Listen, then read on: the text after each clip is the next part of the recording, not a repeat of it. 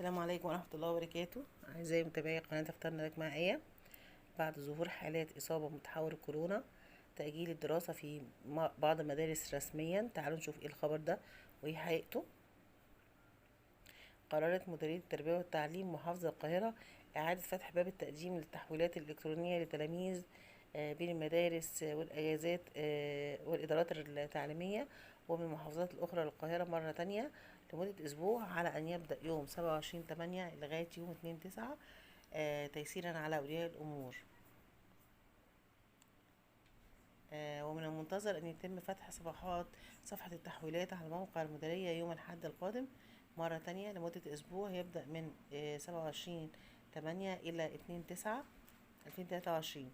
وكانت مديرية التربية والتعليم بالقاهرة أغلقت بعض باب التحويلات الإلكترونية للتلاميذ بين المدارس والإدارات ومن المحافظات للقاهرة يوم الثلاث الماضي 14/8. بالنسبة لتأجيل الدراسة العام الدراسي بسبب كورونا، أجلت بعض المدارس الدولية والخاصة موعد بدء الدراسة للعام الدراسي الجديد لمدة أسبوع، لتصبح يوم 18 سبتمبر بدل 11 سبتمبر الجاي. وأرسلت بعض المدارس الدولية جدول معدل لموعد بدء الدراسة ليكون 18/9، وهو أول أيام الدراسة في العام الجديد رسميا.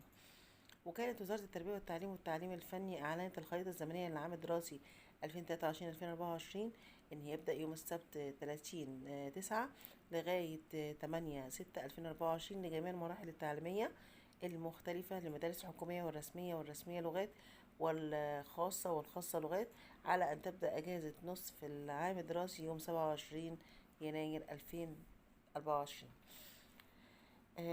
بالنسبة للصحة، بتنفي تأجيل.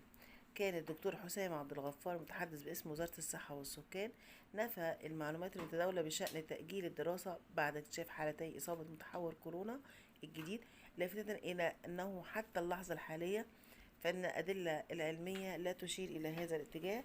وأوضح حسام عبد الغفار تفاصيل اكتشاف أول إصابتين بمتحور كورونا الجديد، قائلا أن الحالتين يعاني من أعراض الالتهابات التنفسية المعروفة، وحقق تأجيل الدراسة بسبب ذلك.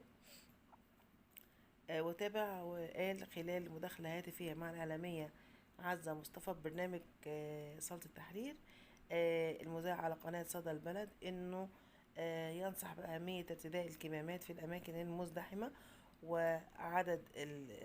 وعند المعاناة من التهاب تنفسي أو أي أمراض برد، مشددا على أهمية رفع قدرة الجهاز المناعي من خلال الأغذية الصحية السليمة. وحذر من المضادات الحيوية، موضحا أنها لا تصرف إلا بتوجيهات الطبيب، لأن أضرارها قوية حال الحصول عليها عن طريق الخطأ. وهناك تحذير من منظمة الصحة العالمية بأن هناك 50 مليون شخص حول العالم مهددون بالوفاة بسبب المضادات الحيوية. هو ده الخبر. شكرا لكم أعزائي المتابعين، والسلام عليكم ورحمة الله وبركاته.